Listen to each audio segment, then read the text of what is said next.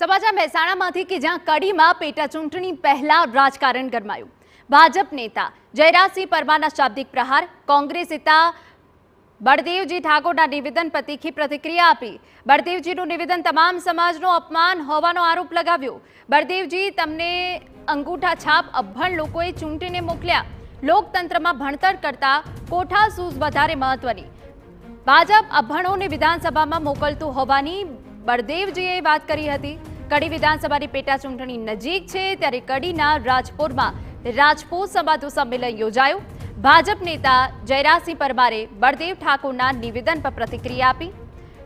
અગાઉ નિવેદન કર્યું હતું કે ભાજપે અંગૂઠા છાપ અને અભણ લોકોને ચૂંટીને વિધાનસભામાં મોકલ્યા હતા। ત્યારે જયરાજસિંહે કહ્યું હતું કે ભણતર કરતા તમે કેટલું કામ કરો છો તે વધારે મહત્વનું છે। લોકતંત્રની અંદર ભણતર એક વિશેષ લાયકાત છે, એ પૂર્વ લાયકાત નથી।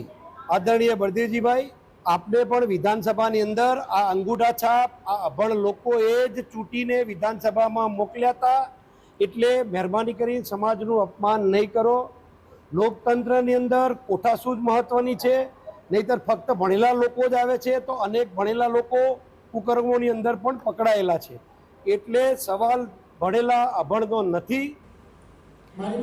તો રાજપૂત સમાજની સભામાં કેબિનેટ મંત્રી બળવંતસિંહ રાજપૂત અને સીજી ચાવડા ઉપસ્થિત રહ્યા। તેમણે કહ્યું હતું કે ભાજપની વિકાસની રાજનીતિને લીધે જ ગુજરાત આજે વિકાસ મોડેલ બન્યું છે।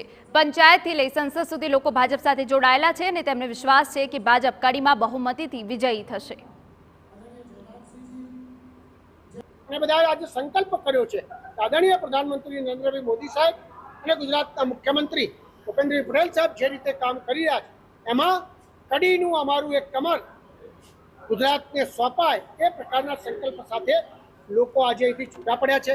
મને ચોક્કસ ખાતરી છે કે હજારોની સંખ્યાની અંદર મોટી સંખ્યામાં આ સીટ પર અમે વિજય પ્રાપ્ત કરવાના।